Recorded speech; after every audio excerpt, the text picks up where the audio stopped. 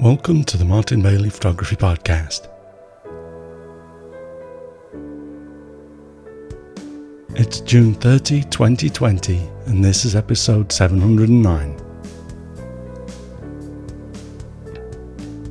Around 6 months ago, I posted about my Rolleiflex f3.5 twin lens reflex camera and how the ability to develop film in broad daylight with the lab box had contributed to a rekindling of my love for film. The Rollie was a replacement for my old Yashica TLR camera, which I still have, but the few drawbacks in its design and the difficulty and sometimes pure panic of working with the dark bags that I reported on around 4 years ago had caused my interest in film to dwindle again for a while. The Rollie and the lab box have brought it all back around for me, so I will occasionally shoot film for the pure joy of it, and being able to come home and process my film myself is the icing on the cake. Back in episode 690, I talked about the scanner that I bought late last year because my old Epson scanner had given up the ghost. After a fair amount of research, I decided to go for the CanoScan 9000F Mark II scanner. The main reasons for which are the inclusion of the medium format film holders and the ability to get very high resolution scans at a reasonable price.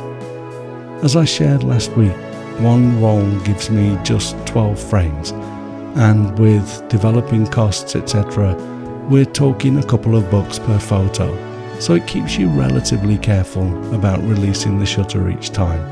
Although I will, of course, still opt to grab a photo and throw it out if necessary, rather than hesitating too much about the cost. Although I've been using SilverFast 8 to scan my film for the last 6 months, I realised last week that I'd not talked about it here on the blog and podcast. So I'd like to do that today. I initially was not happy with the results I was getting from SilverFast 8, as I thought it was too grainy. But I have been able to get over that to a degree. What happened was a combination of various factors that actually did make my images too grainy, so I'll briefly cover that too. Basically, for some of my winter snow scenes, I was essentially overexposing my images a little, because with digital I get better quality images by exposing to the right. As one of my incredibly knowledgeable participants on my January Hokkaido landscape tour shared with me though, for film you have to protect the shadows rather than the highlights, and therefore I find that I'm not exposing the same way with film, and that is more important with snow scenes because of all the white. Although in general my exposures were relatively good, there was a few times when they were a little bit too hot.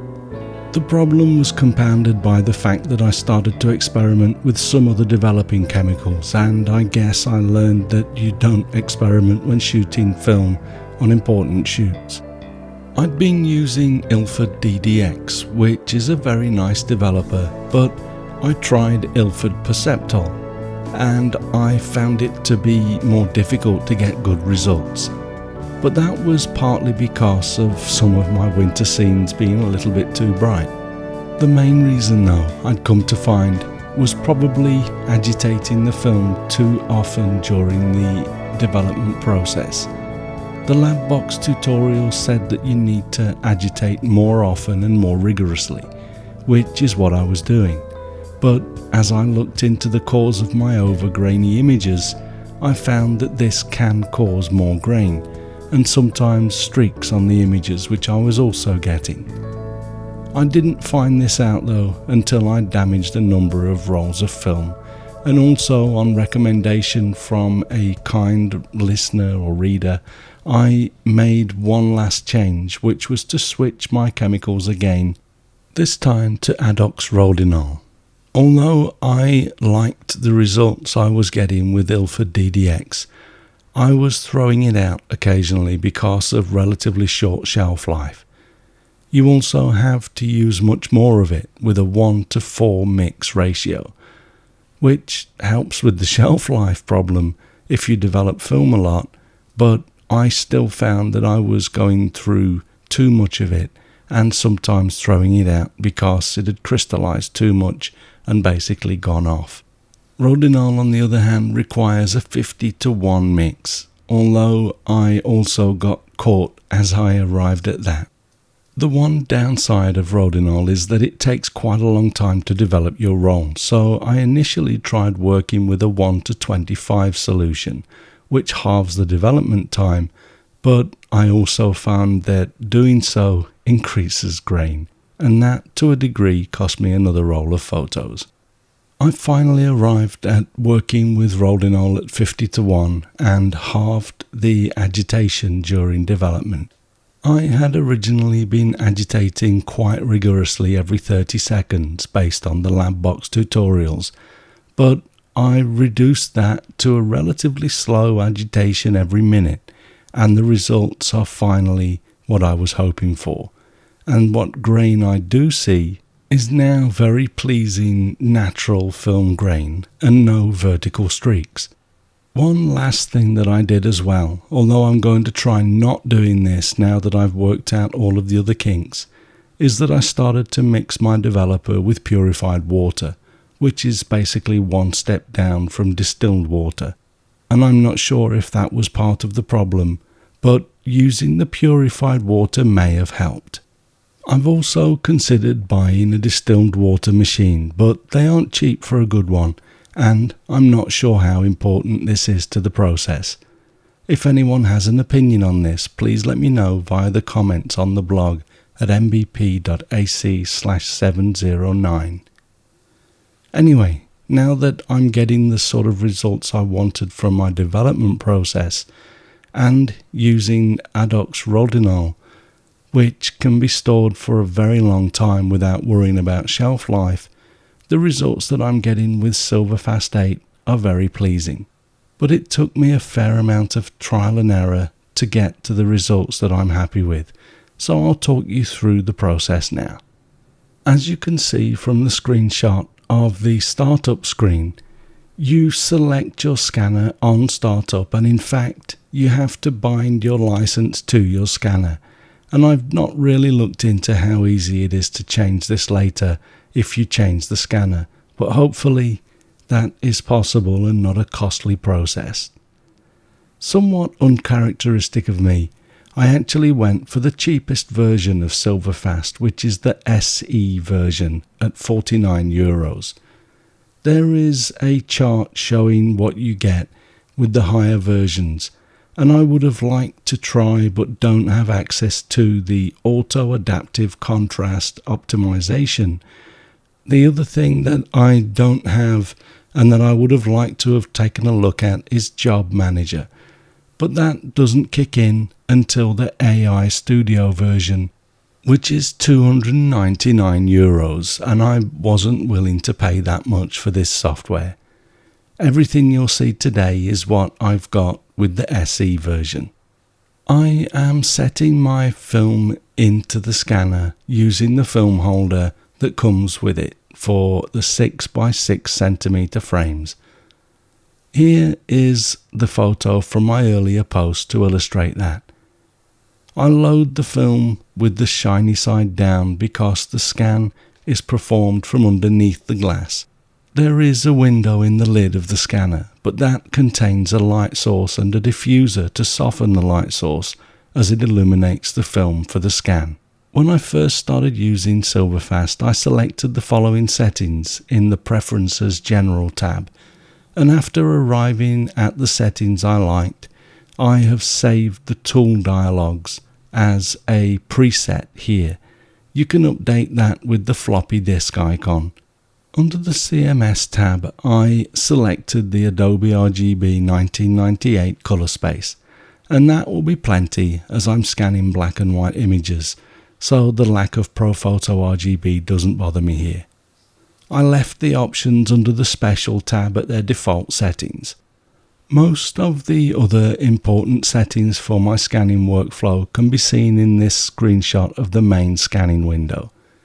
You can see in the top left corner that I'm scanning to TIFF files, and dropping the scanned images into a folder called Film Scans initially in my home directory. I have the quality set to 300 ppi and I'm scanning at 4800 ppi, which results in images that can be printed at 300 ppi at approximately 90 centimeters square, but I can actually print around twice that size at 150 ppi and still look great.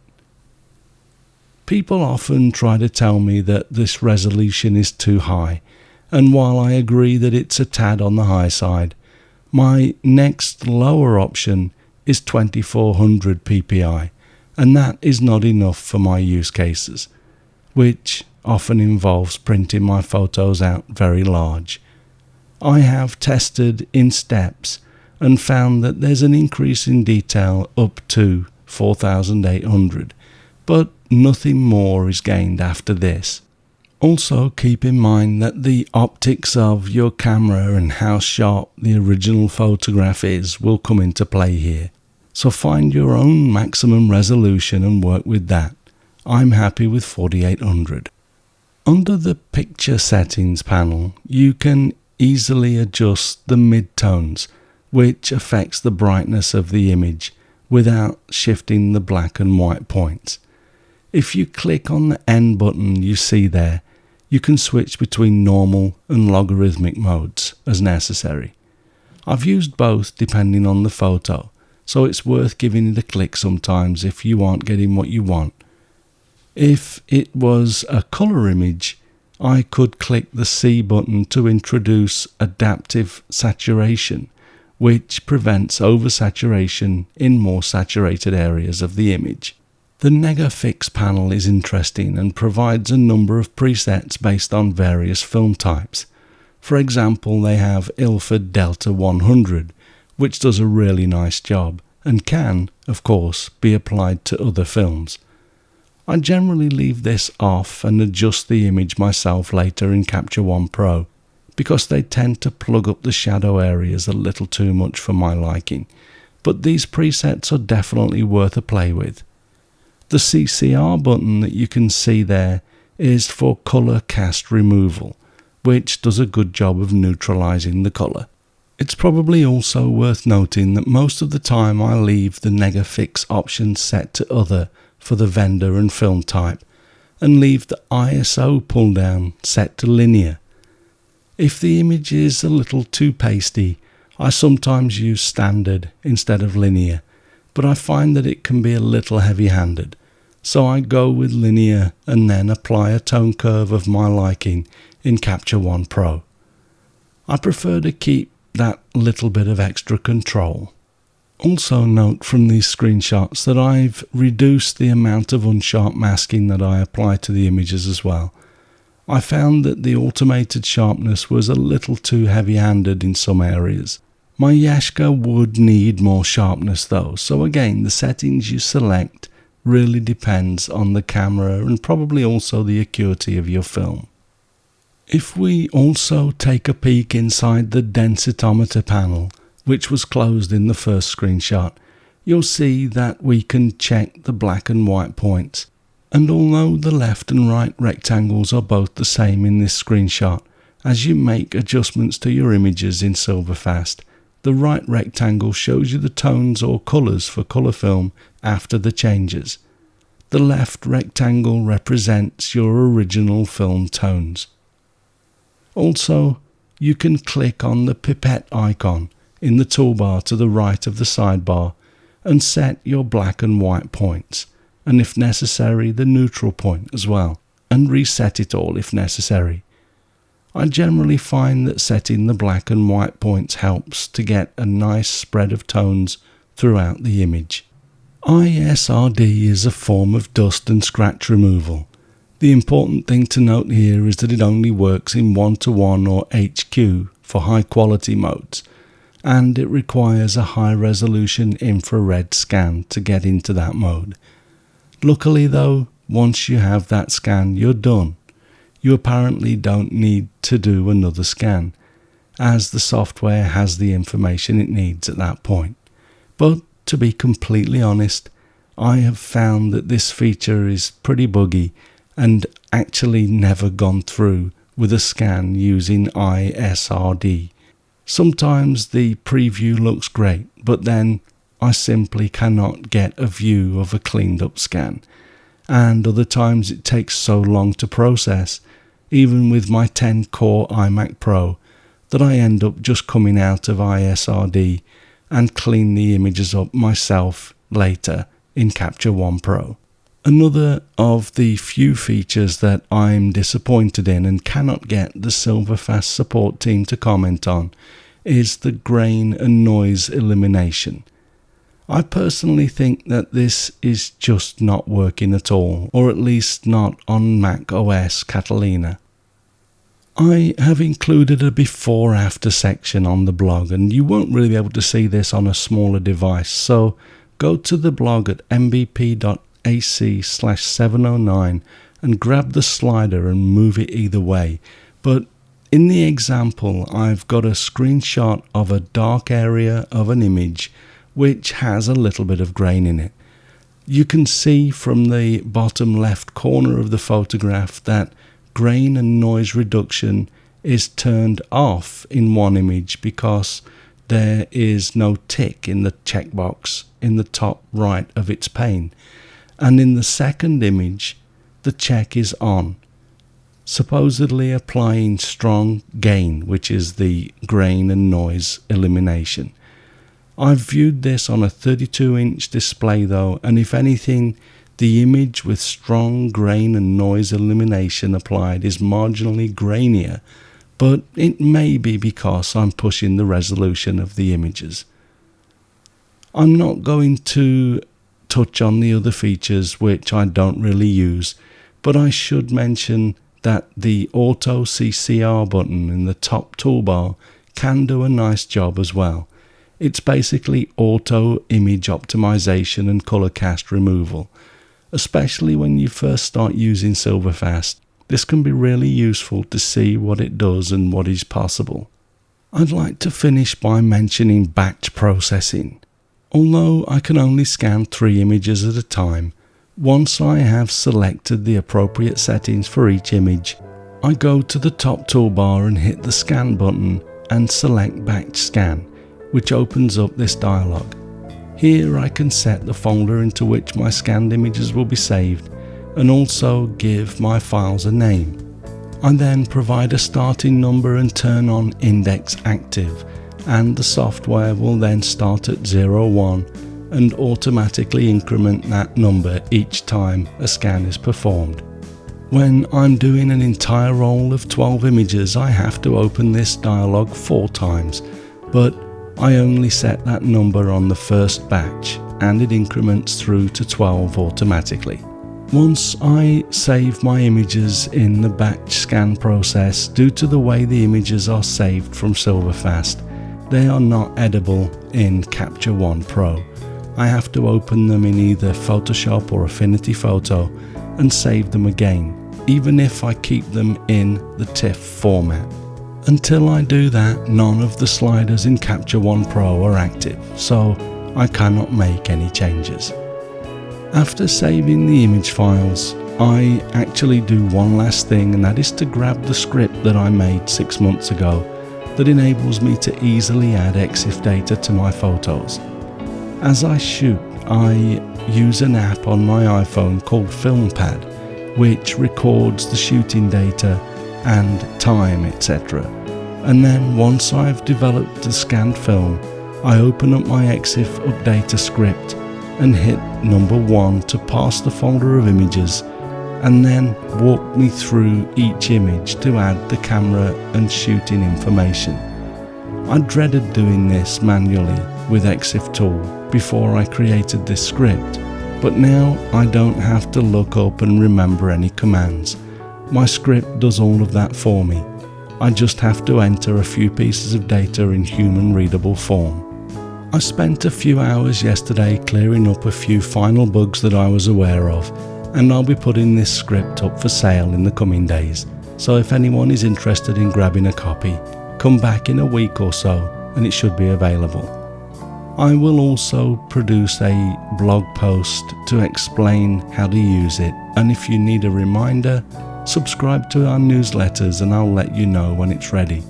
The result, of course, is that my images are tagged with camera and shooting data, so my website shows EXIF data when you view the images, and they also show up in the right date and time in other image management apps. Anyway, I hope you found this useful. I'm happy now that I've started using SilverFast, despite the few things that don't really work well for me. And for the price of the SE version, I think I'll continue to use it. Although the grain did bother me at first, as I explained, my current scans contain much more organic film grain, as opposed to the Canon software, which basically smooths everything over and then resharpens, removing pretty much all of the grain, and that was perhaps too much the other way. This post and podcast was not sponsored or endorsed in any way by LaserSoft Imaging or any other third party. I paid for the software myself, and they don't even know about this review at the time of publishing, although I will send them a link after release. Thanks very much for listening today. If you enjoy this podcast, please share a link with your friends. Subscribe in iTunes or your favourite podcast program to ensure uninterrupted delivery. If you have a moment to rate the podcast or leave us a review in iTunes, that helps to keep us relevant in the huge number of podcasts out there now. You can find me on Instagram, Facebook, LinkedIn and Twitter, and links to everything that I'm up to are at martinbaileyphotography.com, so do drop by and take a look. I'll be back next week with another episode, but in the meantime you take care and have a great week, whatever you're doing. Bye bye.